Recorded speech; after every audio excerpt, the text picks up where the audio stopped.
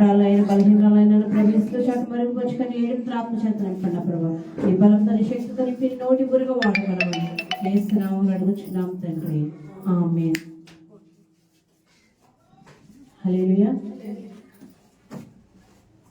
ఇంకా ముందర ఎటు కథలొద్దు, సైలెంట్ కూర్చోద్దు. టీలో తాళం తీసి అక్కడ కబోర్డ్లో సౌండ్ చేయి. అందరూ కూర్చోవాలి, ఎవరు ఇంకెటు కదలొద్దు. మీ దగ్గర మొబైల్స్ ఉంటే వాటిని సైలెంట్లో పెట్టేయండి. దయచేసి మీ దగ్గర ఎవరి దగ్గర మొబైల్స్ ఉంటే సైలెంట్లో పెట్టేయండి.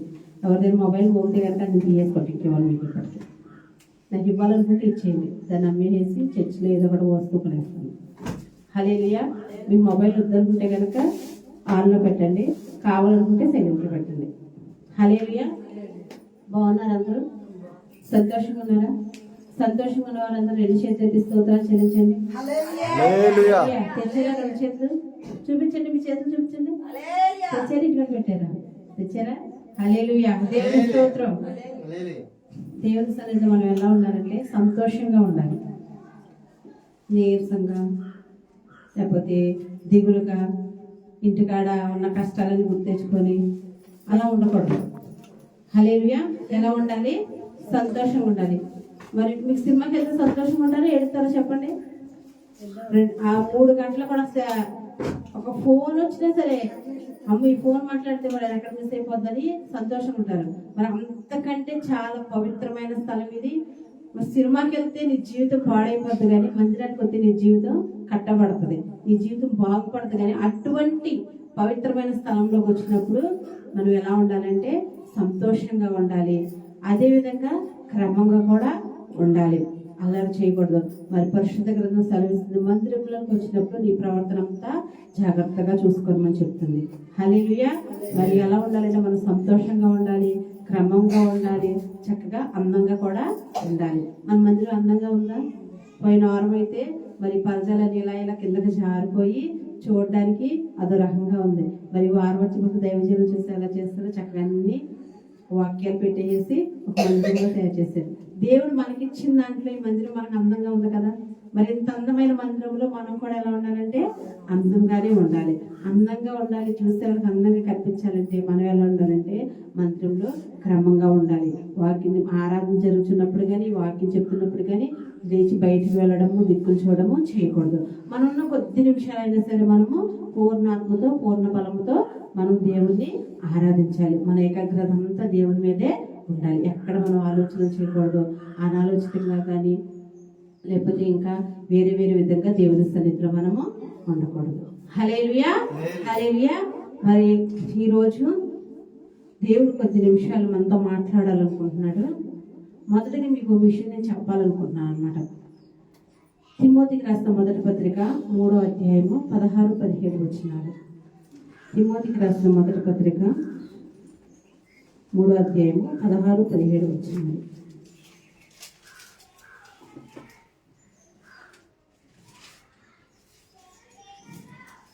ఎవరైనా చదివి సహాయం చేస్తే తొందరగా మనము ముగించుకోవచ్చు.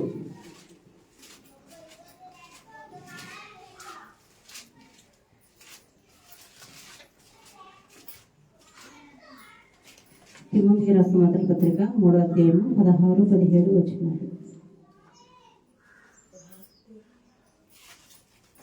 హల్లెలూయా. 16 వచనాలు.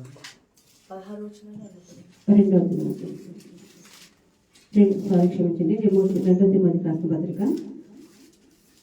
3వ అధ్యాయము 16-17 వచనాలు. దైవజనుడు సన్నద్ధుడై ప్రతి సత్కారమునకు పూర్ణముగా సిద్ధపడి ఉన్నట్లు దైవావేశం వలన కలిగిన ప్రతి లేఖనము ఉపదేశించుటకును ఖండించుటకును తప్పుదిద్దుటకును నీతియందు శిక్ష చేయుటకును ప్రయోజనకరమై ఉన్నది. హల్లెలూయా. హల్లెలూయా. మరి మాట దేవుడు మనతో సూటిగా తేటగా మాట్లాడును గాక. ఆమేన్. మరి నా వాక్యం అయితే ఇది కాదు కదండి, ఇంకా ఉంది. కానీ దేవుడు మీతో ఒక మాట చెప్పమని చెప్పాడు. హల్లెలూయా. అందుకే నేను మీతో చెప్పాలని నేను ఆశపడుతున్నాడు. మరి మన రాత్రి కాల సమయంలో నేను బైబిల్ చదువుకుంటుగా మరి ఈ వాక్యం ద్వారా దేవుడు నాతో మాట్లాడాడు. హల్లెలూయా. మరి దేవుడు నాతో ఏదైతే మాట్లాడాడో అది మీతో పంచుకోవాలని నేను ఆశపడుతున్నాను. హల్లెలూయా. మరి ఇక్కడ దేవుడు ఏం చెప్తున్నాడంటే, దైవజనుడు సన్నద్ధుడై ప్రతి సత్కార్యమునకు పూర్ణంగా సిద్ధపడి ఉన్నట్లు దైవావేశం వల్ల కలిగిన ప్రతి లేఖనము. హల్లెలూయా. మరి దైవజనురాలైనా ఎవరైనా సరే మరి నిలబడి మనకి ఏదైనా ఒక మాట చెప్తున్నారంటే, అంటే ఒక లేఖనము మనకి చెప్తున్నారంటే అది వారి సొంత ఆలోచన కాదు. హల్లెలూయా. వారి సొంత మాటలు అవి కావు. ఎవరైనా సరే మరి ఇక్కడ దేవుని సన్నిధిలో నిలబడి మీకు బోధిస్తున్నారంటే అది ఎవరి మాట అంటే దేవుని మాట. అది ఏంటంట, దైవావేశంలో వలన కలిగిన ప్రతి లేఖనము. హల్లెలూయా. ఒక దైవజనుడు ఏ మాట చెప్పినా, మన కొరకు ఏ వాక్యం చెప్పినా సరే, ఏ మాట చెప్పినా సరే, కొంతమందికి ఒక మాట తగులుతుంది, కొంతమందికి ఒక మాట తగులుతుంది. మరి మందిరంలోనికి వచ్చిన మొదలుకొని వెళ్ళేంత వరకు నీ కొరకే చెప్తున్నారు, నా కొరకే చెప్తున్నారు అని అనుకోకూడదు. కానీ దేవుడు నా కొరకు ఏం మాట్లాడుతున్నాడు అని మనము పరిశీలన చేసుకోవాలి. హల్లెలూయా. ఒకరికి కన్నీటి కోసం మాట్లాడితే, ఒకరికి అప్పుల కోసం మాట్లాడతాడు, ఒకరి కుటుంబ సమస్యల కొరకు మాట్లాడతాడు, ఒకరు మనశ్శాంతి కోసం మాట్లాడతారు. ఒక్కొక్కరికి ఒక్కొక్క విధంగా దేవుడు మాట్లాడతాడు. ఒకవేళ గద్దింపు మాట వచ్చిందా, దేవుడు నన్ను గద్దించాడు అనుకోకుండా, దైవజనులను గద్దించాడు అనుకోకుండా, ఒకవేళ నేను ఈ విషయంలో తప్పిపోయేదేమో, అందుకే దేవుడు నన్ను గద్దిస్తున్నాడని వివేచన మనము కలిగి ఉండాలి. ఎందుకంటే అక్కడ పరిశుద్ధ గ్రంథం చెబుతుంది, దైవావేశం కలిగిన ప్రతి లేఖనము అంటే ప్రతి మాట కూడా మరియు వారి దైవజనుల నోటి నుంచి విడుదలయ్యేది ఏంటంటే అది దైవావేశం వలన మాత్రమే కలిగినది. మరి ఆ దైవావేశం కలిగిన ప్రతి లేఖనం అంట మనల్ని ఏం చేస్తుందంటే ఉపదేశిస్తుందంట. హల్లెలూయా. మరి దేవుని ద్వారా ఆయన సేవకుల్ని ఆయన నోటి పూరగా వాడుకుంటున్నాడు. ఆ వాడుకుంటున్నప్పుడు ఆ వచ్చే ప్రతి మాట కూడా మొట్టమొదటిగా ఏం చేస్తుందంటే ఉపదేశిస్తుందంట. హల్లెలూయా. మనం ఏ విధంగా బ్రతకాలి, మంచి మార్గంలో నడవాలా, చెడు మార్గంలో నడవాలా, మనం ఏం చేయాలనేది మనకి ఉపదేశిస్తుంది. హల్లెలూయా. మరి చూడండి, ఆ అన్న ఇందాక సాక్ష్యం చెప్పింది. నిజంగా ఆ రోజైతే నేను వాక్యానికి కూడా సిద్ధపడలేదు అని అనుకున్నాను. ఆ రోజు దైవజనులు హైదరాబాద్ వెళ్ళారు. మరి సంతనగర్లో ఆరాధన అయిపోయింది. అక్కడ వాక్యం చెప్పేసినాక మరి బొమ్మరెడ్డి వాళ్ళు ఎవరు రావట్లేదు కదా, చెట్టు కింద పెడుతున్నా ఎవరు రావట్లేదు, నేనే వెళ్ళి నాకు నేనే వాక్యం చెప్పేసుకొని మళ్ళీ వచ్చేయాలి. ఒక గర్జన వారం కూడా నేనే వచ్చాను, నాకు నేనే వాక్యం చెప్పుకున్నాను. మనకు మనం బోధించుకోవడం కూడా మంచిది, మనల్ని మనం సరి చేసుకుంటాము. నాకు నేనే బోధించుకొని వచ్చేయాలి అని చెప్పేసి వచ్చాను అనమాట. వచ్చిన తర్వాత ఇక్కడికి వచ్చినాక అన్న ఫోన్ చేసింది, అమ్మ ఇక్కడికి వచ్చాను మీరు లేరని, మళ్ళీ అక్కడికి వస్తున్నాను అంది. ఇప్పుడే వచ్చామమ్మా రామ్మంటే మరి అన్న మళ్ళీ తిరిగి వచ్చింది. ఆ రోజు అన్న ఒక్కతే వచ్చింది, ఇంకెవరో రాలేదు.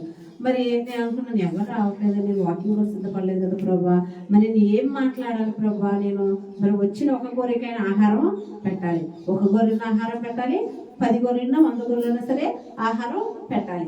మరి ఆహారం పెట్టాలి ప్రభా, మరి నేను ఏం మాట్లాడాలి, ఏం చెప్పాలన్నప్పుడు అప్పుడు దేవుడు ఒక మాట మాట్లాడాడు, నువ్వు ఊరక నిలిచింది చూడండి మీ పక్షమున నేను దుమ్మ చేస్తానని దేవుడు మాట్లాడాడు. మరి అదే మాట చెప్పినప్పుడు నిజంగా నేను చెప్పాలని కూడా అనుకోలేదు. అది నేను ఏమి ముందు సిద్ధపడి రాలేదు, లేకపోతే ఆ మాట చెప్పాలని కూడా లేదు. ఇలా నుంచొని బైబిల్ తీసినప్పుడు ఆ వాక్యం కనిపించింది. అదే మాట ఎంతోసేపు కూడా కనీసం ఒక 20 నిమిషాలు చెప్పాను అంతే ఆ వాక్యము. మరి నిజంగా దేవుడు మనం ఏదైతే బాధతో మందిరానికి వస్తామో అదే మనకి దైవజనుల ద్వారా ఉపదేశిస్తాడు. హల్లెలూయా. మరి ఆ మాట కనుక బిడ్డ వినకపోయింటే ఈ రోజు మన మధ్యన ఉండేది కాదు. హల్లెలూయా. మరి తను చనిపోవాలని తను ఎంతో బాధతో వేదంతో వచ్చినప్పుడు దేవుడు మాట్లాడాడు, నువ్వు ఊరిక నిలిచియుండు నీ పక్షమున నేను యుద్ధము చేస్తాను. హల్లెలూయా. మరి దైవజనం ద్వారా అంట దేవుడు మనతో ఉపదేశిస్తాడంట. హల్లెలూయా. అది ఏ ఉపదేశమైనా సరే మనకు గద్దిస్తున్నాడా, లేకపోతే సరి చేస్తున్నాడా, తప్పుదిద్దుతున్నాడా, ఏదైనా సరే ఒక ఉపదేశం మనకు వచ్చిందంటే అది మనల్ని మనము సరి చేసుకోవాలి. హల్లెలూయా. రెండవదిగా ఖండించుటకు ప్రతి లేఖనం కూడా ఏం చేస్తుందండి, ఉపదేశిస్తుందంట. రెండవదిగా ఖండిస్తుందంట. హల్లెలూయా. ఒకవేళ నీవు చేయరాని పనులు చేస్తుంటే దైవజనం ద్వారా ఆ మాట అంట ఖండిస్తుందంట. హల్లెలూయా హల్లెలూయా. నువ్వు సినిమా చూస్తున్నావా, నువ్వు చూడకుండా నేను ఖండిస్తుంది ఆ మాట. నువ్వు తాగుతున్నావా, నువ్వు తాగకుండా మాట ఖండిస్తుంది నిన్ను. నువ్వు సిగరెట్లు తాగుతున్నావా, లేకపోతే పాపం చేస్తున్నావా, అబద్ధాలు ఆడుతున్నావా, లేకపోతే చేయరని నీ లోకానుసారంగా జీవిస్తున్నావా, మందిరానికి రాకోకుండా నువ్వు ఆదివారాలు మిస్ అయిపోతున్నావా, ఏదైనా ఒకవేళ దేవుని వ్యతిరేకమైన పని ఏదైనా మనలో జరిగిందంటే అది మనము చేసింది, మీరు చేసింది కాదు, కానీ అపవాది మీ ద్వారా జరిగిస్తుంది. మరి అపవాదికి చోటు ఇవ్వకుండా దైవజనుల ద్వారా ఆ లేఖనం అంట మిమ్మల్ని ఖండిస్తుందంట. హల్లెలూయా. మొట్టమొదటిగా ఉపదేశిస్తుందంట, రెండవదిగా ఖండిస్తుందంట, మూడవదిగా తప్పుదిద్దుటకను. హల్లెలూయా హల్లెలూయా. మూడవదిగా ఏం చేస్తుందంటే తప్పుదిద్దుతుందంట. ఒకవేళ నువ్వు ఏదైనా తప్పు చేస్తుంటే, ఒకవేళ పడిపోయావా, మరలా నువ్వు తిరిగి ఆత్మీయతలో కట్టబడడానికి, మరలా తిరిగి నువ్వు మందిరం నడిపించబడడానికి నువ్వు చేసిన తప్పుని దిద్దుతుందంట. హల్లెలూయా. ఇంకేం చేస్తుందంటే నీతి యందు శిక్ష చేయుటకు ప్రయోజనకరమై ఉన్నది. హల్లెలూయా. మరి మందిరంకి వచ్చిన తర్వాత మరి దైవజనుల నోట నుండి వచ్చే ప్రతి లేఖనం కూడా నీకు ఏం చేస్తుందంటే ఉపదేశిస్తుందంట, బోధిస్తుందంట, ఖండిస్తుందంట, నీ తప్పులు దిద్దుతుందంట, నీతి యందు శిక్ష వేయడానికి నీకు ప్రయోజనకరంగా ఉంటుందంట. హల్లెలూయా హల్లెలూయా. మరి 4 మాటలు మన హృదయం అనే ఫలక మీద మనం ఇంకా రాసుకోవడం కదా, బండకి గుర్తుపెట్టేసుకోవాలి. మీరు ఏ విధంగా ఎవరికైనా అప్పించారు అనుకోండి, మర్చిపోతారా చెప్పండి? మీకు ఎవరైనా ఇస్తే మర్చిపోతారు, కానీ మీరు ఎవరికైనా ఇస్తే మర్చిపోతారా? అస్సలు మర్చిపోరు. అది 100 రూపాయలైనా సరే అయిపోతే జీవితాంతం గుర్తుపెట్టుకుంటారు. పలానా వాళ్ళకి నేను 100 రూపాయలు ఇచ్చాను, వాళ్ళు నాకు ఇవ్వలేదని జీవితాంతం గుర్తుపెట్టుకుంటారు. హల్లెలూయా. ఆ విషయం ఎలాగైతే మరి రిబ్కా గారికి కూడా ఆ డబ్బులు రావాల్సిన డబ్బులు వేసి రావాలి, విడుదల అవును కాక. ఆమేన్ హల్లెలూయా. మరి మనం ఏ విధంగా అయితే నేను ఎగ్జాంపుల్ చెప్పానండి, అంటే మీకు మీరు ఏ విధంగా గుర్తుపెట్టుకోవాలి 4 మాటలు చెప్పడానికి ఎగ్జాంపుల్ గా చెప్పారు. మరి మీరు అప్పించిన వాడిని ఏ విధంగా అయితే గుర్తుపెట్టుకుంటారో ఈ 4 మాటలు కూడా మీరు గుర్తుపెట్టుకోవాలి. హల్లెలూయా. మందిరంలోకి వచ్చిన తర్వాత మనకు వాక్యము ఏది చెప్తున్నా అది దైవజనులు చెప్పేది కాదు, దైవజనులు చెప్పేది కాదు. అది ఎవరు చెప్తున్నారంటే దైవావేశం వలన ప్రతి లేఖనం కూడా తండ్రి నోట నుండే మనకి వినిపిస్తుంది. హల్లెలూయా. మరి మత్తయి సువార్తలో చెబుతున్నాడు, మాట్లాడేవాడు నేను కాదు కానీ తండ్రి ఆత్మ నాలో నుండి మాట్లాడుచున్నది అని మరి బైబిల్ గ్రంథం సెలవిస్తుంది. ఎవరో నేను పాస్టర్ గారు కదా మాట్లాడేది, ఇక్కడ ఎవరు మాట్లాడుతున్నాడు? తండ్రి మాట్లాడుతున్నాడు. హల్లెలూయా. అది మనకి ఆదరణ వాక్యమైన, గద్దింపు వాక్యమైన, హెచ్చరిక వాక్యమైన, మన తప్పులు సరిచేసేదైనా ఏదైనా సరే మనకి పరలోకం నుండి వచ్చే ఒక హెచ్చరిక. అది హెచ్చరికైనా, ఆదరణైనా, కృతజ్ఞత అయినా, సంతోషమైన ఏదైనా సరే మనం స్వీకరించాలి. హల్లెలూయా. నీకు ఒకవేళ నువ్వు బాధల్లో ఉన్నప్పుడు దేవుడు ఒక ఆదరణ మాత్రం ఇచ్చాడు, అమ్మాయ దేవుడు ఈ రోజు నన్ను ఆదరించాడని మనం దాన్ని రిసీవ్ చేసుకుంటాం, తీసుకుంటాము. ఒకవేళ నువ్వు ఏదైనా పొరపాటు చేస్తావు, దేవుడు నువ్వు పొరపాటు చేస్తావు నేను చెప్తే, పాస్టర్ గారు నా కోసమే చెప్తున్నాను. మొన్న అమ్మని కష్టాలు పోతాయి అని చెప్పింది పాస్టర్ గారే, నువ్వు మందిరానికి రాకపోతే ఎందుకు రావద్దని అడిగింది కూడా పాస్టర్ గారే. ఆ మాట నీకు నచ్చింది కానీ ఈ మాట నీకు నచ్చలేదు. హల్లెలూయా.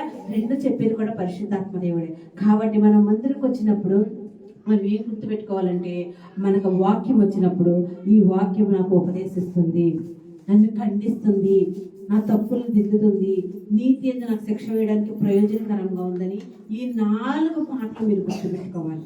హల్లెలూయా. ఈ 4 మాటలు కనుక మీరు గుర్తుపెట్టుకుంటే ఇంకెన్నడూ కూడా మందిరానికి మీరు దూరం కారు, దేవుని సన్నిధికి దూరం కారు.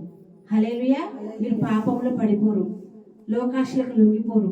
ఎన్ని కష్టాలు వచ్చినా, ఎన్ని బాధలు వచ్చినా, ఎన్ని ఇబ్బందులు వచ్చినా సరే మీరు దేవుని సన్నిధిలో నాటబడిన మొక్క వలె మళ్ళీ వదిలుతూ ఉంటారు. హల్లెలూయా. చూడండి, ఆ పెద్ద పెద్ద మర్రి చెట్లు ఉంటాయి కదా, ఆ మర్రి చెట్లు పెద్ద అయిపోయిన తర్వాత ఓళ్ళు కూడా కిందకు వచ్చిన దాన్ని తొలగించడం అనేది సాధ్యమవుతుందా? ఎందుకు? దాని ఓళ్ళు కూడా మళ్ళా నేలలోకి వెళ్ళి దానికి బలాన్ని చేకూరుస్తాయి పెద్ద పెద్ద చెట్లకి. మీరు కూడా ఈ 4 మాటలు మీ హృదయంలో ఉంచుకుంటే దైవజనులు మందిరంలో ఏది చెప్పినా సరే అది నా మంచి కొరకే, అది నాకు ఉపదేశిస్తుంది, నా బాధలు నాకు ఉపదేశిస్తుంది, నా కష్టాలు నాకు ఉపదేశిస్తుంది, నాకు ఆదరణ లేనప్పుడు నాకు ఉపదేశిస్తుంది, నా వేదనలో శోధనలో నేను ఒంటరి అయిపోయినప్పుడు నాకు ఆదరించడం నాకు ఉపదేశిస్తుంది, నేను ఒకవేళ ఏదైనా పొరపాటున ఏదైనా పాపంలో పడిపోతే నన్ను ఖండిస్తుంది, నేను నీతిని తప్పిపోతే నాకు బుద్ధి చెప్పుతుంది, నీతి ఏమిటో నాకు శిక్ష వేయడానికి ఈ అంత వాక్యం అంతా నాకు మందిరంలోకి వెళ్ళినప్పుడు చెప్పే వాక్యము నాకు ప్రయోజనకరమే, ఎందుకని నాకు వ్యతిరేకమైనది కాదు అని నువ్వు గుర్తుపెట్టుకుంటే ఆ ఏ విధంగా అయితే ఆ మర్రి చెట్టు ఆ వేళ్ళు భూమిలో పాతిపోయి బలంగా ఉంటుందో నువ్వు కూడా దేవుని సన్నిధిలో ఆ విధంగా నాటబడి బలంగా ఉంటావు. ఆయన రాకడ వచ్చాక ఎన్ని తుఫాన్లు వచ్చినా ఎన్ని వరదలు వచ్చినా సరే నీ పక్కన ఉన్న పొట్టు కొట్టుకెళ్ళిపోద్ది కానీ చిన్న చిన్న చెట్లు కొట్టుకెళ్ళిపోతాయి కానీ నువ్వు మాత్రం సన్నిధిలో నుంచి కదల్చబడవు. హల్లెలూయా హల్లెలూయా. మరి గుర్తుపెట్టుకునే నేను మా 4 మాటలు మొదటి మాట ఏంటి? వాక్యము. మందిరంలో చెప్పే వాక్యం మనల్ని ఏం చేస్తుంది? ఉపదేశిస్తుంది. చెప్పండి అందరూ చెప్పండి. టిఫిన్ చేశారా? చేశారా అందరూ? మరి మీరు టిఫిన్ చేయాలని చెప్తాను కదా, చెప్పండి. మొట్టమొదటి మనకి ఏం చేస్తుంది? ఉపదేశిస్తుంది. చెప్పండి గట్టి చెప్పండి. ఏం చేస్తుంది? ఉపదేశిస్తుంది. రెండవదిగా ఖండిస్తుంది. మూడవది తప్పుదిద్దుతుంది. నాలుగవది నీతి ఎందు శిక్ష వేస్తుంది. హల్లెలూయా. కాబట్టి వాక్యము మందిరము దేవుడు మనకి ఏ మాట మాట్లాడినా సరే అది మనకి కావాలంటే మనం తీసుకోవాలి. మనకి ఏదైతే కావాలంటే అది తీసుకోవాలి. మీరు చూడండి, మందిరంలోకి వచ్చిన తర్వాత మీరు ఎలా ఉండాలంటే హంసలాగా ఉండాలంట. హంసకి ఉన్న లక్షణం ఏంటి తెలుసండి? హంసకి పాలు కలిపి దాని ముందు నీళ్లు పాలు కలిపి పెడితే ఆ పాలు మాత్రమే తాగేసి నీళ్లు వదిలేస్తుందంట. మరి మీరు కూడా ఎలా ఉండాలంటే, మరి అందరూ అన్ని రకాల వాళ్ళు వస్తారు మందిరంలోనికి, ఒక్కలే రారు కదండి. కొంతమందికి ఆర్థిక ఇబ్బందులు ఉంటాయి, కొంతమంది కుటుంబ సమస్యలు ఉంటాయి, కొంతమందికి సినిమాలు పిచ్చి ఉంటుంది, కొంతమంది తాగుడు పిచ్చి ఉంటుంది, కొంతమంది వేరే వేరే రకాల పిచ్చలు ఉంటాయి. అన్ని రకాల పిచ్చోళ్ళు వస్తారు. నిజంగా మన పిచ్చోళ్ళు, ఎందుకంటే దేవుడే మన ప్రాణం అని మనం నమ్ముతున్నాం కాబట్టి. మనం ఎవరినైతే ఎక్కువగా ప్రేమిస్తాం వాళ్ళు పిచ్చోళ్ళు అంటారు. మన దేవుని ఎక్కువగా ప్రేమిస్తున్నాం కాబట్టి మనం పిచ్చోళ్ళు. హల్లెలూయా. మరి అనేక రకాల మంది వస్తారు కాబట్టి అందరికీ చెప్పింది నాకే అనుకోని మనం బాధపడకూడదు. కానీ నీకేది కావాలో హంసలాగా పాలను మాత్రమే నువ్వు తీసుకోవాలి. హల్లెలూయా. కాబట్టి ఈ మాటలని మీ హృదయం పలక మీద రాసుకొని అన్నిటికీ మర్చిపోకుండా ఈ మాటలు మీరు నిలిచిఉందురుగాక. ఆమేన్. హల్లెలూయా. రెండవదిగా మరి నేను చెప్పాలనుకున్న మాట ఏంటంటే సంఘ పరిచర్యలో నీ సహాయం. హల్లెలూయా. మరి పొద్దున్నే లేచి మీరు అందరూ మీ ఇంట్లో తుడుచుకున్నారా? ఇల్లు తుడుచుకున్నారా? చక్కగా శుభ్రంగా కడిగేసుకొని తుడిచేసుకొని నీట్గా పెట్టుకొని వచ్చారా? మరి మన గృహాలు మనం తుడుచుకున్నాం కాబట్టి మన మందిరాన్ని కూడా బాగు చేసుకున్న బాధ్యత ఎవరిది? చెప్పండి, మందే కదా. మరి సంఘ పరిచర్యలో నీ సహాయము. మరి కొద్ది నిమిషాలు ఈ మాటలు మనం ధ్యానిద్దామండి. సంఘ పరిచర్యలోనంట మనం ఏ విధంగా ఉండాలి? హల్లెలూయా. మరి కుటుంబంలో అయితే అందరూ పనులు చేసుకుంటారు కదా. వంటలు చేసేవనుకో, నువ్వు ఇంటికల్లే అనుకోని పిల్లలు బట్టలు తీయడం అని అలాగే. నేను డ్యూటీకి వెళ్ళిపోయాను అనుకో, నేను వచ్చేప్పటికి మా పాస్టర్ గారు అంట్లు కడిగేస్తారు, వాషింగ్ మిషన్లో బట్టలు వేస్తారు, మళ్ళీ అయితే తీసి ఆరేసేస్తారు కూడా, ఒక్కోసారి మడత పెట్టేస్తారు కూడా. హల్లెలూయా. మరి మన ఇంట్లో మన పనులన్నీ మనం పంచుకొని చేసుకుంటున్నాం కదా. మరి అలాగే సంఘంలో కూడా మన పనులు కొన్ని ఉంటాయంట. మనం చేయాల్సిన పనులు ఉంటాయి. దైవజనులు వాక్యం చెప్పడం దైవజనుల పని అయితే సంఘంలో కూడా మనం చేయాల్సిన పనులు కూడా ఉంటాయంట. మరి ఏంటి సంఘంలో మనం చేయాల్సిన పనులు అంటే, ఒకటి సహాయక పరిచర్య మనం చేయాలంట. హల్లెలూయా.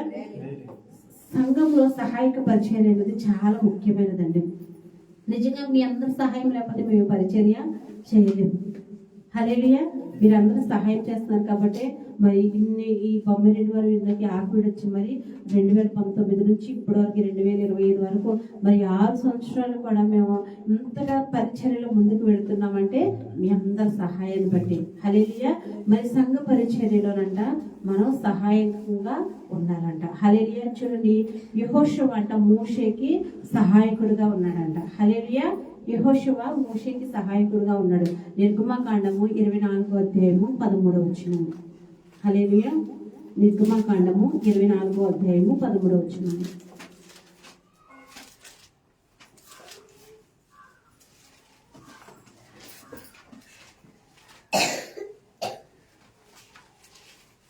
మోషేయు తన పరిచారకుడైన యెహోషువయు లేచిరి. హల్లెలూయా. చాలండి.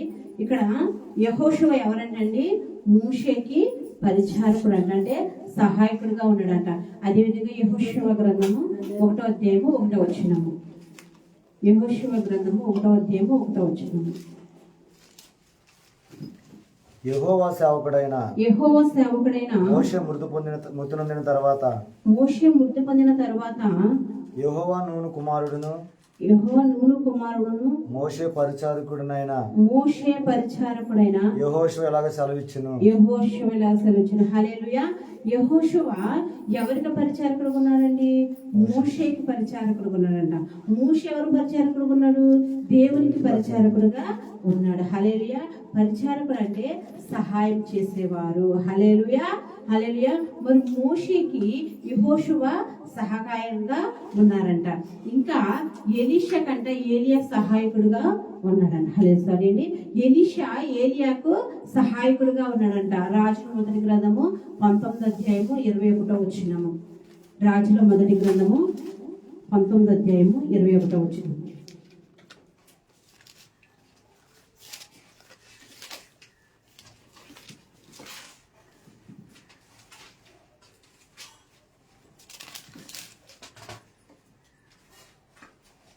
అందుకతడు అతని విడిచి వెళ్ళి కాడి ఎడ్లను తీసి వధించి వాటి మాంసమును గొర్తినగల చేత వంట చేసి జనులకు వడ్డించెను.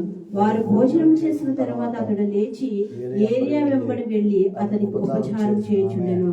హల్లెలూయా. ఎలీషా ఇక్కడ ఎవరికి ఉపచారం చేస్తాడంటే ఎలీషాకి సహాయకుడుగా ఉన్నాడంట. అదేవిధంగా తిమోతి పౌలుకు సహాయకుడుగా ఉన్నాడంట.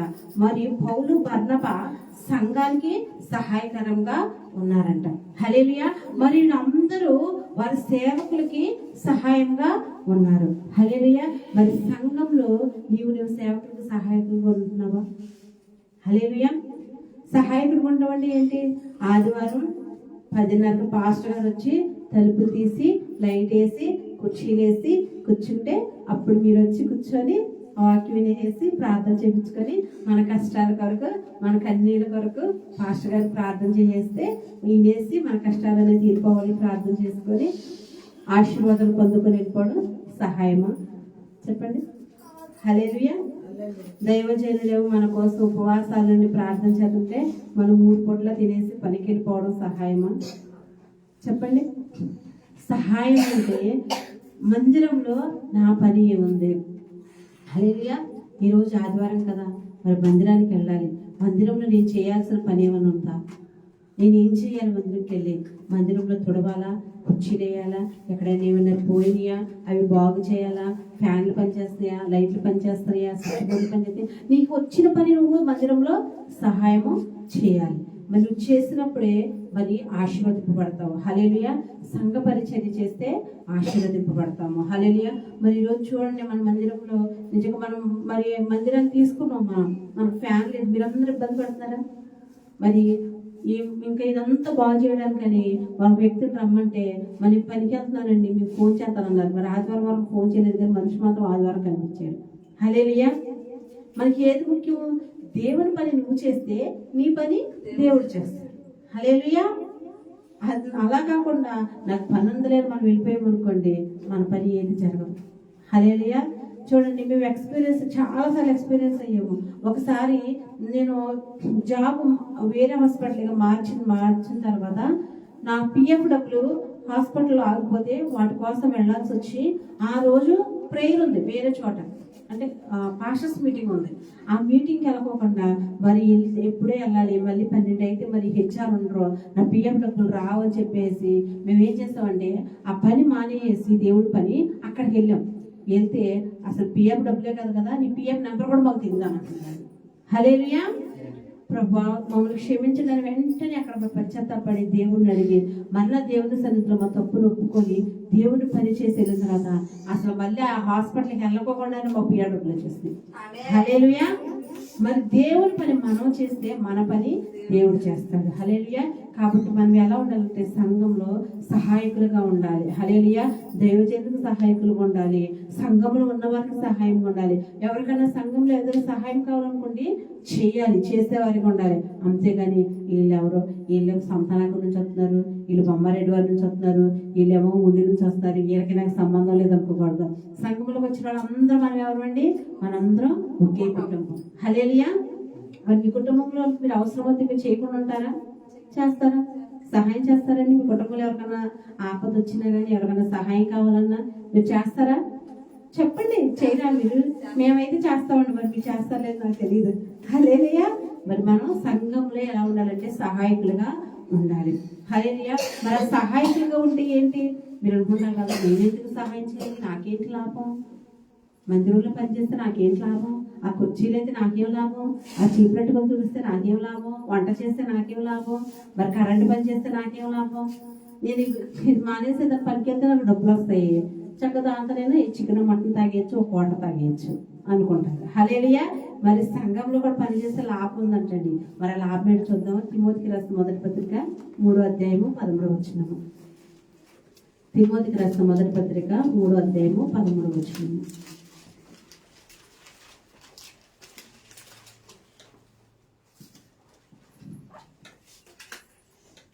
పరిచారకులై ఉండి ఆ పనిని బాగుగా నెరవేర్చిన వారు మంచి పదవిని సంపాదించుకొని క్రీస్తు యేసునందరి విశ్వాసమందు బహుధైర్యం గలవారగుదురు. హల్లెలూయా. హల్లెలూయా. మరంట మీరు సంఘంలో పరిచర్య చేస్తారంట, సహాయకులు ఉంటారంట. ఎలా ఉంటారంట? మీకు ఏదైతే పని అప్పు చెప్తున్నారు, హల్లెలూయా, నీకు తుడిచే పని అప్పు చెప్పారా, లేకపోతే నీకు వంట చేసే పని అప్పు చెప్పారా, నీకు మరి మందిరం అంతా శుభ్రం చేసే పని అప్పు చెప్పారా, లేదా కుర్చీలు వేసే పని అప్పు చెప్పారా, లేకపోతే లైవ్ ఇచ్చే పని అప్పు చెప్పారా, నువ్వు మందిరంలో ఒక పూచిక పుల్ల ఇక్కడ ఈ కుర్చీని ఇక్కడ తీసి ఇక్కడ పెట్టే పని అప్పు చెప్పినా సరే, కామ్యూన్ వచ్చి ఆ కుర్చీ తీసి అక్కడ పెట్టామన్నా అది కూడా పని. హల్లెలూయా. మరి నీకు అప్ప చెప్పిన పని ఏదైనా సరే నువ్వు దానినంట బాగుగా నెరవేర్చిన వారండి, నెరవేర్చిన వారు కాదు.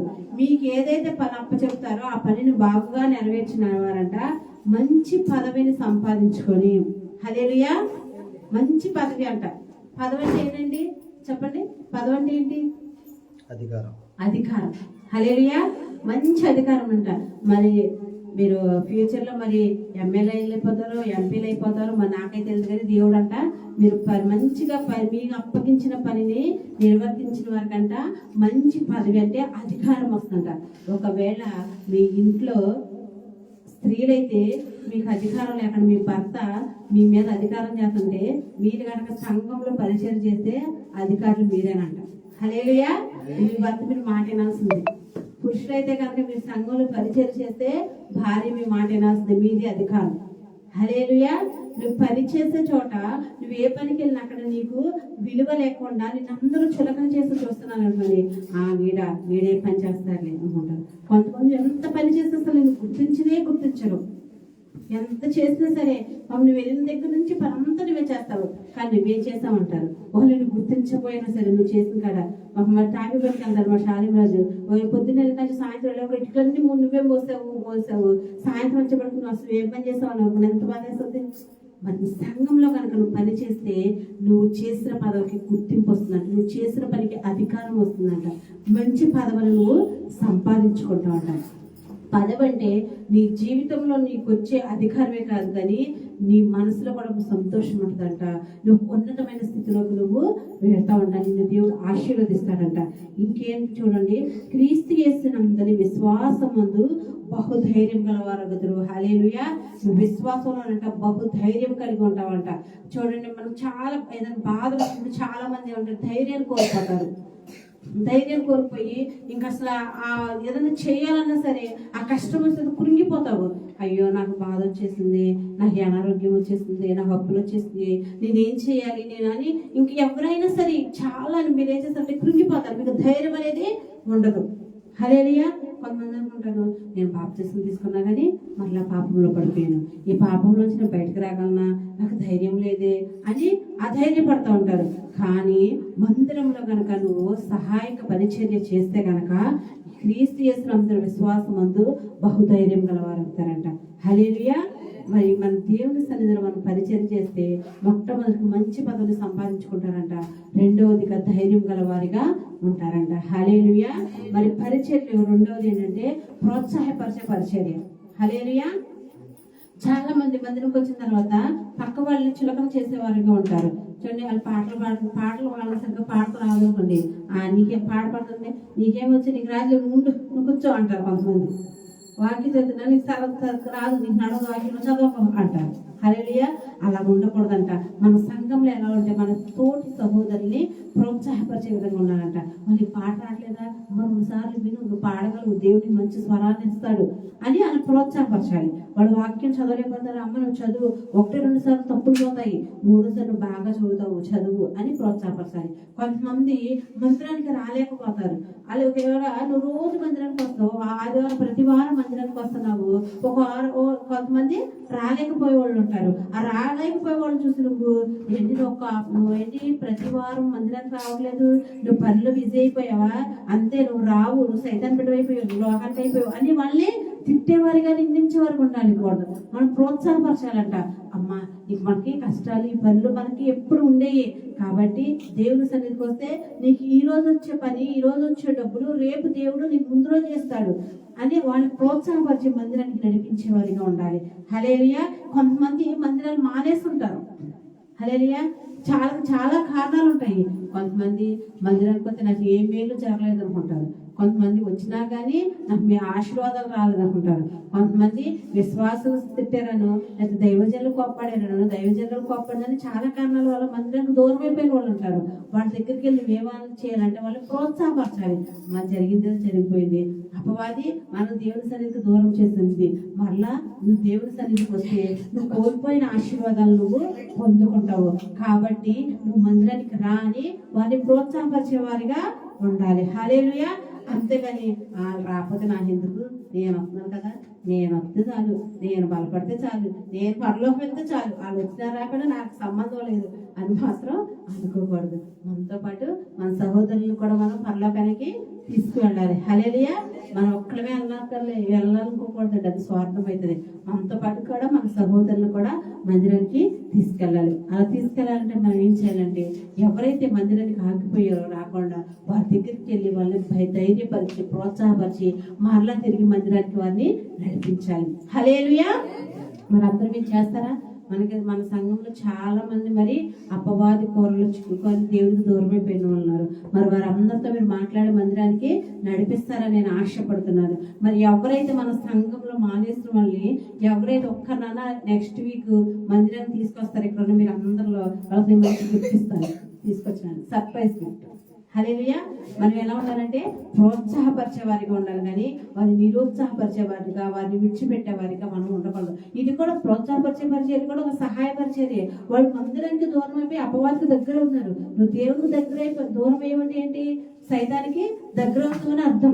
మరి అటువంటి బంధకాలు ఉన్న వాళ్ళని తిరిగి మరలా దేవుని సన్నిధికి మనము నడిపించాలి. హల్లెలూయా. మరి అకుల ప్రిస్కిల్లా పౌలుని చాలా ప్రోత్సాహపరిచారంట. హల్లెలూయా. మరి పౌలు మరి అనేక ఊళ్ళు తిరుగుతూ పరిచర్య చేస్తూ అలసిపోయి మరి పరిచర్య చేయలేకున్నప్పుడు మరి అకుల ప్రిస్కిల్లా కూడా చాలా ప్రోత్సాహపరిచారంట. మరి మీరు కూడా ఎలా ఉండాలంటే దైవజనులు కూడా ప్రోత్సాహపరిచే వారిగా ఉండాలి. హల్లెలూయా.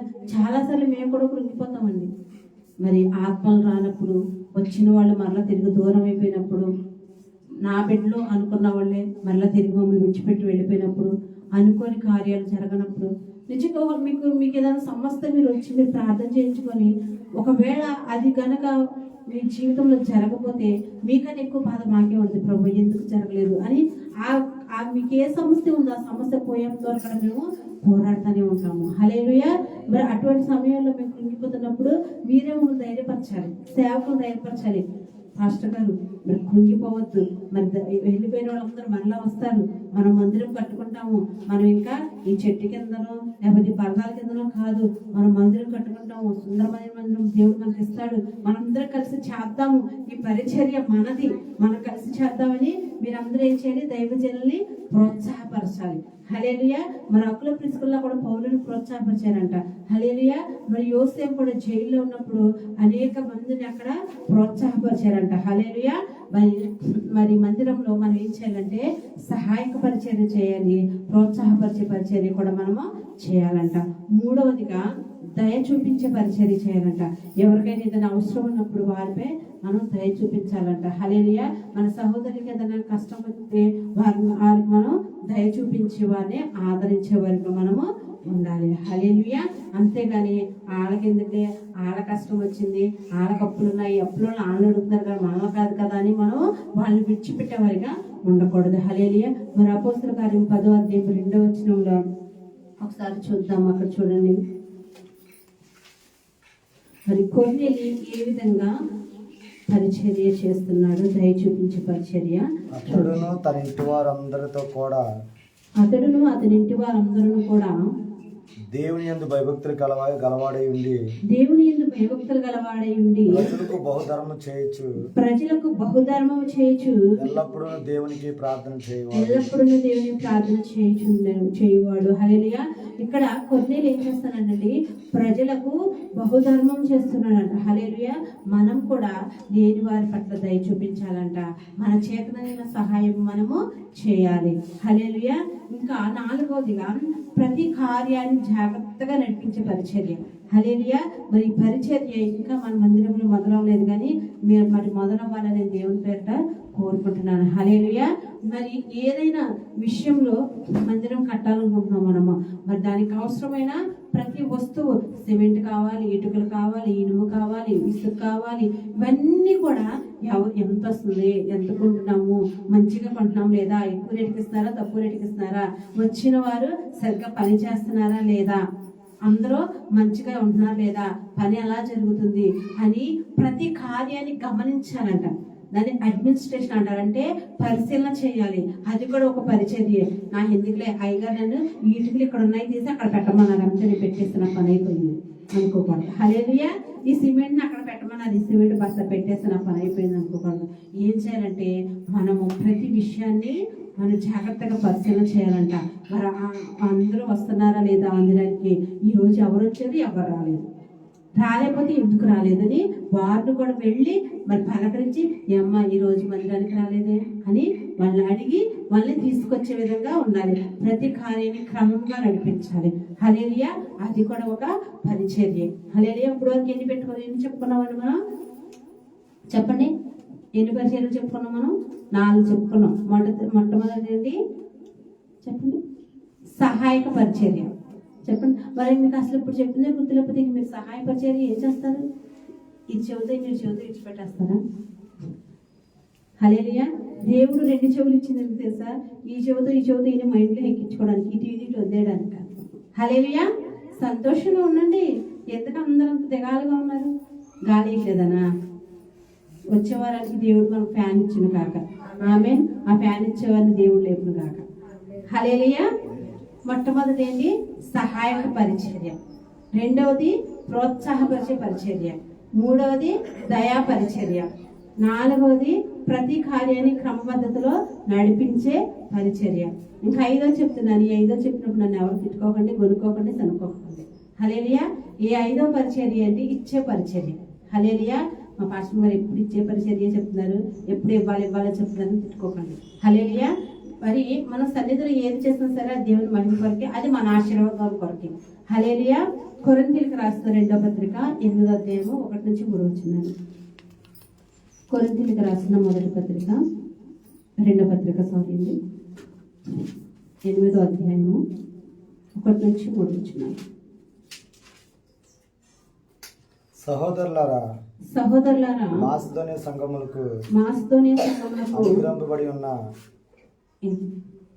మాసిదోనియ సంఘములకు అనుగ్రహింపబడి ఉన్న దేవుని కృపను గూర్చి మీకు తెలియజేయుచున్నాము. ఎలాగనగా వారు బహు శ్రమ వలన పరీక్షింపబడగా అత్యధికంగా సంతోషించిరి. మరియు వారు నిరుపేదలైనను వారి దాతృత్వము బహుగా విస్తరించెను. ఈ కృపా విషయంలో పరిశుద్ధుల కొరకైన పరిచర్యలో పాలుపొందు విషయంలోను మనపూర్వకంగా మమ్మల్ని వేడుకొనుచు చాలండి. హల్లెలూయా. 4వ వచనం చివరిలో చూద్దామండి. వారు తమ సామర్థ్యం కొలదియే గాక సామర్థ్యం కంటే ఎక్కువగా తమంతట తామే ఇచ్చిరని సాక్ష్యం ఇచ్చుచున్నాను. హల్లెలూయా. మరి ఇక్కడ పౌలు గారు చెప్తున్నారు చూడండి. మరి కొరింథీ సంఘానికి మాస్కోనియ సంఘము అనుగ్రహింపబడిన దేవుని కృపను గూర్చి మీకు తెలియచేయుచున్నాను. హల్లెలూయా. మరి మాస్కోనియ సంఘం వారంట మరి శ్రమల్లో ఉన్నప్పుడు, ఇబ్బందుల్లో ఉన్నప్పుడు కూడా వాళ్ళు ఎంతగానో సంతోషించారంట. ఎందుకు సంతోషించారంటే వారు బహుగా విస్తరించారంట. కృప విషయంలోను, పరిశుద్ధుల కొరకైన పరిచర్యలో పాలు పొందు విషయంలోను మనపూర్వకంగా మమ్మల్ని వేడుకొనుచు వారు తమ సామర్థ్యం కొలదియే గాక సామర్థ్యం కంటే ఎక్కువగాను తమంతట తామే ఇచ్చిరని మీకు సాక్ష్యం ఇచ్చున్నాను. హల్లెలూయా. మరి అక్కడ మాస్కోనియ సంఘస్థులు అంటే ఏం చేశారు? వాళ్ళకన్నా సామర్థ్యం అంటే వాళ్ళ శక్తి కాదు కానీ వాళ్ళ శక్తికి మించి సంఘానికి వారు పరిచర్య చేశారంట. హల్లెలూయా. మరి మనం కూడా ఎలా ఉండాలంటే మన శక్తి ఎంత ఉందో అంత శక్తిని మన దేవుని కొరకు దేవుని పనిలో వాడుకోవాలి. హల్లెలూయా. మనకు ఉన్నది కాకుండా మనం దేవుని కొరకు ఏదైనా సరే సమర్పించే వారిగా మనం ఉండాలి. వాళ్ళు ఏం చేశారు? సామర్థ్యం కంటే ఎక్కువగా తమంతట తామే ఇచ్చారని ఇక్కడ పౌలు గారు సాక్ష్యం ఇస్తున్నారు. మనం కూడా ఎలా ఉండాలంటే సంఘంలో మనం ఇచ్చేవారిగా ఉండాలి. అపోస్తల కార్యములు 20వ అధ్యాయము 35వ వచనం.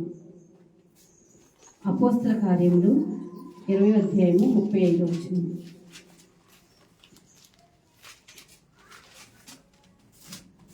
మీరు ఇలాగ ప్రయాసపడి బలహీనులను సంరక్షింపవలెననియు పుచ్చుకొనుట కంటే ఇచ్చుట ధన్యము. హల్లెలూయా. చెప్పండి. పుచ్చుకొనుట కంటే ఇచ్చుట ధన్యం అంట. కొంతమంది అంటారంట, మీ ఇంటికి వస్తే వేస్తావు, మా ఇంటికి వస్తే ఏం తెస్తావు, ఇంక ఇచ్చుకు తీసుకుంటాలే కానీ ఇచ్చేది ఉండదంట మనకి. హల్లెలూయా. ఇక్కడ మరి బైబిల్ గ్రంథం ఏం చెప్తుందంటే పుచ్చుకొనుట కంటే ఇచ్చుట ధన్యము. మనం ధన్యులం అవ్వాలంటే ఏం చేయాలంటే సంఘంలో ఇచ్చేవారిగా ఉండాలి. హల్లెలూయా. ఎంతసేపు మనం పుచ్చుకునే వారిగా ఉండకూడదండి. దేవుని దగ్గర ఆశీర్వాదం పుచ్చుకోవడమే కాదు, మనకున్న దాన్ని దేవునికి ఇచ్చేవారిగా మనము ఉండాలి. హల్లెలూయా. హెబ్రీ పత్రిక 11వ అధ్యాయము 4వ వచనం. హెబ్రీలకు రాసిన పత్రిక 11వ అధ్యాయము 4వ వచనం. విశ్వాసమును బట్టి హేబేలు కయ్యూను కంటే శ్రేష్టమైన బలి దేవునికి అర్పించెను. దేవుడు అతని అర్పణల గురించి సాక్ష్యం ఇచ్చినప్పుడు అతడు ఆ విశ్వాసమును బట్టి నీతిమంతుడని సాక్ష్యం పొందెను. హల్లెలూయా. మరి ఇక్కడ కయ్యూను హేబేలు ఉన్నప్పుడు అంటే విశ్వాసం బట్టి హేబేలు కయ్యూను కంటే శ్రేష్టమైన బలి అంటే కయ్యూను కంటే శ్రేష్టమైన అర్పణ దేవునికి అర్పించాడంట. మరి హేబేలు అయితే ఏం చేశాడు? తనకి ఉన్న దాంట్లో తనకి ఎంతైతే ఉందో దానిలో శ్రేష్టమైన తీసుకెళ్లి దేవుడికి అర్పించాడంట. కయ్యూను ఏం చేశాడు? కొంత తీసుకెళ్లి దేవుడికి అర్పించాడంట. అంటే హేబేలు శ్రేష్టమైన దేవుడికి అర్పించాడట. మనం కూడా దేవుడికి ఏం అర్పించాలంటే ఏది అర్పించినా, నీ హృదయాన్ని అర్పించినా, నువ్వు మందిరంలో కానుక అర్పించినా శ్రేష్టమైనది మాత్రమే అర్పించాలి. హల్లెలూయా. హల్లెలూయా. నీ పాపంతో నిండిన చాలా మంది చూడండి హృదయం అంతా వ్యాధంతో అంటే వ్యసనాలతో పాపంతో నిండిపోయి ఉంటుంది. తీసుకొచ్చి ప్రభువా ఇదిగో నా హృదయం నీకు ఇచ్చేస్తానంటాడు. అంటే దేవుడు తీసుకుంటాడా? చెప్పండి. నీ హృదయం పరిశుద్ధం ఉంటేనే దేవుడు తీసుకుంటాడు. హల్లెలూయా.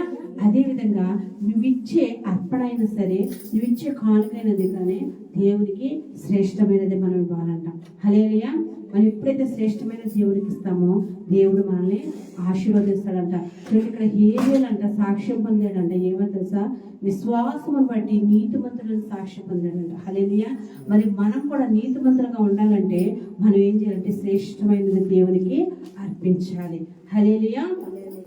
మరి ఇంకొక చూద్దామండి. హెబ్రీలకు రాసిన పత్రిక, అదే పత్రిక 7వ అధ్యాయము 2-3 వచనాలు. రాజులను సంహారం చేసి తిరిగి వచ్చున్న అబ్రహామును ఎవడు కలుసుకొని అతన్ని ఆశీర్వదించెనో, ఎవరికి అబ్రహాము అన్నింటిలో 10వ వంతు ఇచ్చెనో ఆ షాలేం రాజును మహోన్నతుడగు దేవుని యాజకుడనైన మెల్కీసెదెకు నిరంతరం యాజకుడుగా ఉన్నాడు. హల్లెలూయా. అబ్రహాము మెల్కీసెదెకి దశమ భాగాన్ని ఇస్తున్నాడంట. హల్లెలూయా. మనం ఏం చేయాలంటే మనకు వచ్చిన దాంట్లో దశమ భాగాన్ని దేవునికి ఇవ్వాలి. హల్లెలూయా. అబ్రహాం అంట దశమ భాగాన్ని మెల్కీసెదెకుకి ఇచ్చినప్పుడు అంట అబ్రహాం అన్ని విషయంలో ఆశీర్వదింపబడ్డాడంట. హల్లెలూయా. మరి మనం కూడా ప్రతి విషయంలో ఆశీర్వదింపబడాలంటే మనకు వచ్చింది దేవునికి ఇవ్వాలి. హల్లెలూయా. మరి పోయిన నెలలో దేవునికి నేను 5,000 కానుకిచ్చాను. ఒక పాషస్ మీటింగ్లో మరి దైవజనులకి భోజనాలు పెట్టడానికి అని చెప్పేసి 5,000 కానుకిచ్చాను. హల్లెలూయా. నిజంగా చెప్పాలంటే ఆ 5,000 మాకు చాలా భారం. మీరు అనుకుంటారు పాస్టర్ గారు ప్రార్థనకి వెళ్ళిపోతున్నారు, పాస్టర్ గారు బోళ్ళని కానుకలు వచ్చేస్తున్నాయి, పాస్టర్ గారు జాబ్ చేసేస్తున్నారు, బోళ్ళంత జీతం వచ్చేస్తుంది, వాళ్ళకి ఇంట్లే అనుకుంటున్నారు. హల్లెలూయా. హల్లెలూయా. 2 చేతులు దేవుని స్తోత్రం చూద్దామా? హల్లెలూయా. కానీ మా పరిచర్యలో మాకు వచ్చేది నిజంగా చాలా తక్కువ. హల్లెలూయా. దైవజనులు ఆయనకి ఎంత వచ్చినా కానీ అది మొత్తం మందిరానికే ఉపయోగిస్తారు.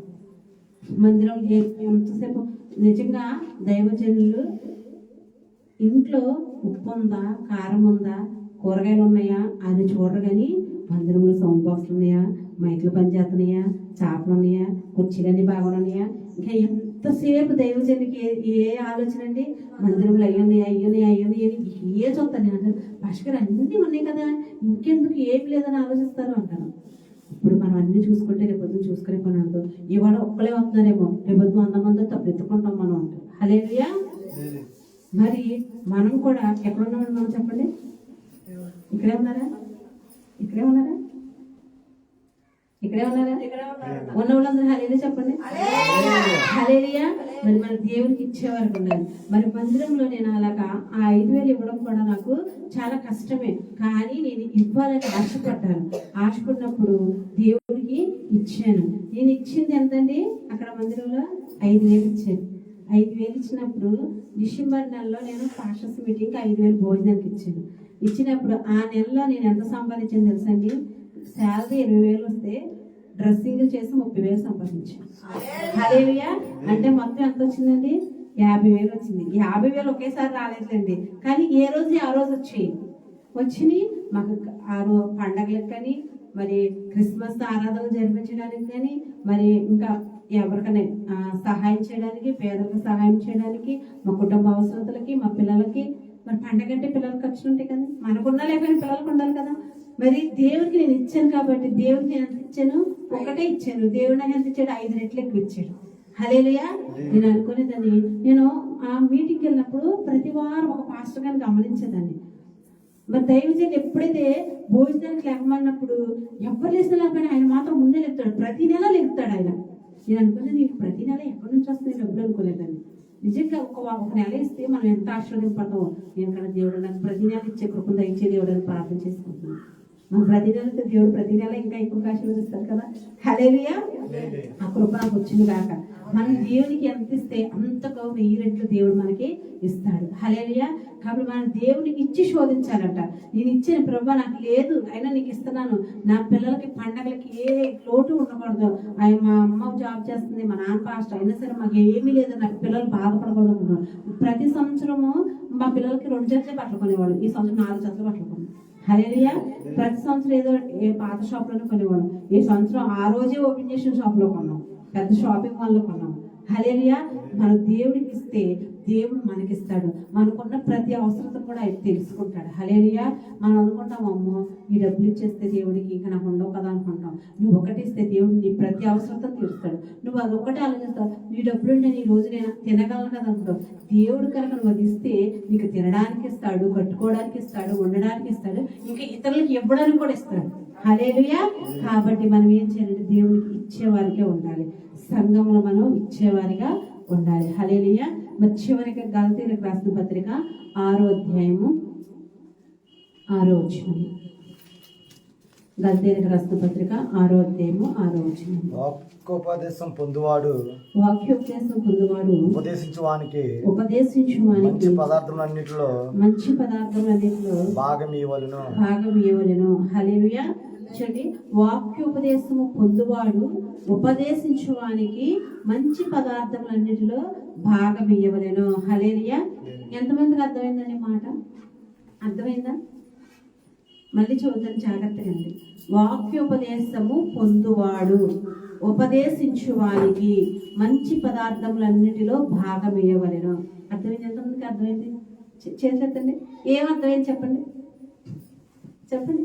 షాలిం రోజు ఏమర్థమైంది నీకు చెప్పు, మంచి ఉపాయం చెప్పండి. హల్లెలూయా. సరే, అర్థమైంది కానీ పాపం ఎక్స్ప్లెయిన్ చేయలేకపోతున్నాడు. వాక్యోపదేశము పొందువాడు. హల్లెలూయా. వాక్యోపదేశం అంటే వాక్యాన్ని పొందేవారు. పొందేవారు ఎవరండి? ఉపదేశించువానికి. ఉపదేశించేది ఎవరు? పాస్టర్ గారు. పొందేవారు ఉపదేశించేవారికి మంచి పదార్థములన్నిటిలో భాగం ఇవ్వవలెను. హల్లెలూయా. మనం ఏమి ఇవ్వాలండి? మంచి పదార్థములన్నిటిలో భాగం ఇవ్వాలంట. అంటే చూడండి, మత్తయి సువార్తలో ఉంటుంది, సోంపులోను జీలకర్రలోను అన్నిటిలోనూ మనం దేవునికి దశమ భాగం ఇవ్వాలంట. హల్లెలూయా. మరి మీ ఇంట్లో మీకున్న మంచి పదార్థాలు అంటే అవి డబ్బులైనా మరి ఏదైనా సరే మనం దేవునికి ఉపదేశించే వారికి భాగము ఇవ్వాలంట. హల్లెలూయా. మరి మా ఇర్మియా గారు అయితే వాళ్ళ ఇంట్లో వాళ్ళ కోడి గుడ్డు పెట్టిన గుడ్డు తెచ్చేవారు. వాళ్ళ చెట్టుకి కాకరకాయలు కడితే కాకరకాయలు తెచ్చేవారు, బీరకాయలు కడితే బీరకాయలు తెచ్చేవారు, ఒకసారి అయితే ములక్కాయలు కూడా తెచ్చారు. హల్లెలూయా. మరి వాళ్ళ ఇంట్లో ఉన్న వాళ్ళకి ఏదైతే దేవుడు ఇచ్చారో వాటిని మొట్టమొదటి ఎక్కడ తీసుకొచ్చారండి? మందిరానికి తీసుకొచ్చారంట. హల్లెలూయా. అదేవిధంగా మనం గుప్పుడు బియ్యం కూడా దేవుడికి ఇవ్వాలంట. చూడండి, మనం అన్నం వండేటప్పుడు గుప్పుడు బియ్యం తీసి ఒక డబ్బాలు వేస్తాం అనుకోండి, ప్రభా మొట్టమొదటిగా నేను ఇది నీకు ఇస్తున్నాను, ఇగో నీకు ఇది ఇస్తున్నాను ప్రభా, నా డబ్బాలు ఎప్పుడు బియ్యం అయిపోకూడదు, నేను ఆశీర్వదింపబడాలి. ఒకవేళ దీంట్లో ఏదైనా హానికరమైన ఉన్నా నాకు హాని కానీ నా కుటుంబానికి హాని చేయకూడదని మనం ప్రార్థన చేసుకొని ఆ గుప్పుడు తీసి మనం అన్నం వండుకుంటే కనుక మనకి ఇటువంటి ఇబ్బందులు రావు. హల్లెలూయా. చాలా మంది అంటారు, నా గ్యాస్ పెట్టేసింది అమ్ముతున్నా అంటారు, ఇంకా గ్యాస్ తెచ్చుకోకూడదు. హల్లెలూయా. అందించండి. ప్రతి దాంట్లోనూ మన దేవునికి ఇవ్వాలంట. వాక్యోపదేశం పొందువారంట ఉపదేశించిన వారికి మంచి పదార్థములన్నింటిలో భాగము ఇవ్వలేను. హల్లెలూయా. అంటే మీకున్నాయని మాకు కూడా భాగం ఇవ్వండి. మీరు చికెన్ కర్రీ వండుకుంటే మాకు సగం ఇవ్వమని చెప్పట్లేదు, కానీ మీరు ఆశీర్వదింపబడాలంటే ఏం చేయాలో మాత్రం చెప్తున్నాను. హల్లెలూయా. మీకున్నది మాకు ఇవ్వమని నేను అడగట్లేదండి, అర్థం చేసుకోండి. మీరు కనుక ఇస్తే, దేవునికి ఇస్తే మీరు ఆశీర్వదింపబడతారని మాత్రమే నేను చెప్తున్నాను. హల్లెలూయా. మరి దేవుడు చెప్తున్నాడు మనకున్నంతలో కూడా దేవునికి ఇవ్వాలంట. హల్లెలూయా. ఇంక చివరిగా 9వ వచనం అండి, అక్కడే మనము మేలు చేయట యందు విసుకక ఇందము, మనం అలయక మేలు చేస్తామని తగిన కాలమందు పంట పోతాము. హల్లెలూయా. చాలా మంది అనుకుంటారు దశమ భాగం వచ్చేటప్పుడు, అమ్మో దశమ భాగం ఇవ్వాలా, ఈ డబ్బులుంటే దేనికో దానికి వచ్చాయి, ఇవ్వాలని పాస్టర్గా చెప్తున్నారు, ఇవ్వకపోతే మళ్ళీ అదొక బాధ మళ్ళీ అని కొనుక్కుంటా సనుక్కుంటూ ఇస్తారు. హల్లెలూయా. కానుకేసేటప్పుడు కూడా కొనుక్కుంటా సనుక్కుంటూ ఇస్తారు. అంటే కొనుక్కుంటా సనుక్కుంటా ఇవ్వకూడదంట. సంతోషం ఇచ్చేవారిని దేవుడు అత్యధికంగా ఆశీర్వదిస్తాడంట. మరంట మేలు చేయటం విసుక అంటే విసుకోకుండా ఇచ్చారంట, అలయక ఇస్తారంట, తగిన కాలం మందు మీరు పంట కోస్తారంట. హల్లెలూయా. వరి పంట ఏతంగానే వచ్చేద్దండి కదా, అవి పండాలి, హంకులు రావాలి, అది వరి అవ్వాలి, కొయ్యాలి, ఉప్పు నూర్చాలి, వడ్లు రావాలి, దాన్ని ఆడించాలి, అప్పుడు బియ్యం వస్తాయి. అంతేగాని నాట్లు వేయడం కానీ బియ్యం వచ్చేస్తాయా? రావు. హల్లెలూయా. అదే విధంగా మనం కూడా విత్తినమ్మంటే మనకు కొంతమందికి వచ్చేస్తాయండి ఆశీర్వాదాలు. నేను ఆ నెలలో డబ్బులు ఇచ్చిన ఆ నెలలో నాకు ఆశీర్వాదం వచ్చేసింది. హల్లెలూయా. మనం ఎందుకంటే మనం కృపాకాలంలో ఉన్నాము. కొంతమందికి ఆలస్యం అవుతుంది. ఎందుకు ఆలస్యం అవుతుందంటే కొన్ని పొరపాట్లు, మనం చేసే పొరపాట్ల వలన దేవుడు మన ఆశీర్వాదాన్ని ఆపేస్తూ ఉంటాడు. హల్లెలూయా. కాబట్టి మనం ఇసుకగా సడుగు కనుక దేవునికి ఇస్తే ఖచ్చితంగా తగిన కాలం ముందు నువ్వు పంటకు వస్తా ఉంటా. హల్లెలూయా. మరి సంఘ పరిచర్యలు మనం 5 విషయాలు చెప్పుకున్నాము.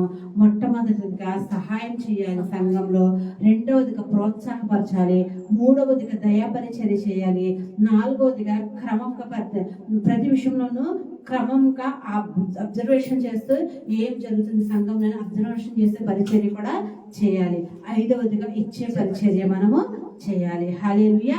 మరి 5 పరిచర్యలు మన సంఘంలో చేస్తే గనక ఖచ్చితంగా మన కుటుంబాలు, మన జీవితాల్లో మనము ఆశీర్వదింపబడతాము. హల్లెలూయా. మనం ఉన్నత స్థానంలోనికి వెళ్తాము. హల్లెలూయా. మరి ఈ రోజు నిజంగా వాక్యం అయితే ఇది కాదు, కానీ దేవుడు ఇక్కడికి వచ్చిన తర్వాత పొద్దునే నాకు ఇది బస్సులో వచ్చేటప్పుడు చెప్పాడు దేవుడు. నేనైతే ఈ రోజు ఏం వాక్యం చెప్పాలనుకున్నానంటే, అసలు బాప్తిసం ఎందుకు తీసుకోవాలి, బాప్తిసం పొందకపోతే కలిగే నష్టాలు ఏంటి, బాప్తిసం తర్వాత తెలిసి పాపం చేస్తే వచ్చే నష్టాలు ఏంటి, ఇది నేను చెప్పాలనుకున్నాను మీకు. హల్లెలూయా. కానీ బస్సులో వచ్చేటప్పుడు కొంచెం దేవుడు చెప్పాడు, చాలా మంది నన్ను దైవజనం తిట్టారు, నువ్వు దైవజనం కోపడ్డారని, అదను ఇదని ఏదో ఒకటి వంకలు కొననా అపవాది అన్నిటి సన్నిధికి దూరం చేస్తుంది. అలా దూరం కాకుండా ఉండాలంటే వాళ్ళకి నువ్వు చెప్పని నాకు ఈ తిమోతి పత్రిక 1 తిమోతి 3:16-17 వచనాలు ఇచ్చాడు. అదేవిధంగా మరి సంఘంలో వారు ఎలా ఉండాలి, ఆశీర్వాదాలన్నీ మీకేనా దేవుడు అంటున్నాడు. మరి మన పాస్టర్ గారు వచ్చి ఇదంతా శుభ్రం చేసి పిల్లలు సాత్వికం తీసుకొచ్చి ఇదంతా శుభ్రం చేసి అన్ని కట్టేసి వచ్చేసారు. అప్పుడు ఆశీర్వాదం ఎవరికండి? పాస్టర్ గారికి. మీకు వస్తుందా, నాకు వస్తుందా? నేను కూడా రాలేదు, నాకు కూడా రాలేదు. మరి మనం కూడా ఏం చేయాలి? పరిచయం చేయాలి. చేయాలంటే మీకు తెలియాలి కదా, చెప్పుకోకుండా ఎవరు చేయరు కదా. అందుకే దేవుడు ఏమన్నాడంటే మీకు ఈ పరిచర్ల గురించి చెప్పమని చెప్పాడు. హల్లెలూయా. మరి మనం కూడా సంఘంలో పరిచయం చేసి మరి ఎక్కువ ఆశీర్వాదం మనం కూడా పొందుకోవాలి. హల్లెలూయా. అనుకుంటాం కదా నాకు ఎక్కువ బహుమతులు కావాలని. స్కూల్లో మరి ఆటల పోటీలు పెట్టినప్పుడు పరుగు పందెంలో నాకే రావాలనుకుంటాం, స్కిప్పింగ్లో నాకే రావాలంటాం, పాటలు పాడితే నాకే రావాలంటాం, స్పూన్ ఆటలు నిమ్మకాయల ఆటలో నాకే రావాలి, గిఫ్ట్లు అన్నీ నాకే రావాలనుకుంటాం కదా. అనుకుంటాను కదా, నేనైతే అనుకునేదాన్ని అన్నీ నాకే రావాలనుకునేదాన్ని. ఎగ్జామ్స్లో కూడా అన్ని సబ్జెక్టులు నాకే ఫస్ట్ మార్కులు రావాలనుకుంటాను నేను. హల్లెలూయా. పనికి వెళ్ళినప్పుడు కూడా మీరు ఊడికి వెళ్ళినప్పుడు అందరికన్నా ముందు నా మునివే ఉండాలనుకుంటారు కదా, అందరికన్నా ఫస్ట్ వెళ్ళిపోవాలనుకుంటారు కదా. ఇక్కడ కూడా అలాగే అనుకోవాలి మనం. అందరికన్నా ఎక్కువ నేనే ఆశీర్వదింపబడాలి, ఫస్ట్ నేనే ఇల్లు కట్టుకోవాలి, ఫస్ట్ నేనే కారు కొనుక్కోవాలి, నేనే ఆశీర్వదింపబడాలి, ఫస్ట్ నా అప్పులే తీరిపోవాలి, నేనే ముందు పాట పాడాలి మందిరంలో, ముందు నేనే మందిరంలో ఉండాలి, పరిచయం ఫస్ట్ నేనే చెయ్యాలి, ఫస్ట్కి వచ్చి నేనే చేయాలని అన్ని నేనే ఫస్ట్ నేనే చేయాలని ఆశ కలిగి ఉండాలి. మనం ఎప్పుడైతే నేనే ముందు చేయాలని ఆశ కలిగి ఉంటామో దేవుడు మనకి లెక్కలేని ఆశీర్వాదాలతో ఆయన ఆకాశ వాకిలి విప్పి మనల్ని దీవిస్తాడంట. హల్లెలూయా. మరి కొద్ది మాటలు దేవుడి వెనుకలు ఆలకించిన కాక నెక్స్ట్ వారం మనం ఈ వాక్యం చెప్పుకుందాము. మీరు కూడా దీన్ని ధ్యానించండి. హోంవర్క్ బాప్తిస్మం తీసుకోవాలి, తీసుకోకపోతే నష్టాలు చాలా. ఇక్కడ మీరు అందరూ బాప్తిస్మం తీసుకున్నారు కాబట్టి తీసుకున్న తర్వాత తెలిసి పాపం చేస్తే ఏం జరుగుతుంది వచ్చే వారం చెప్పుకుందాం. సస్పెన్స్.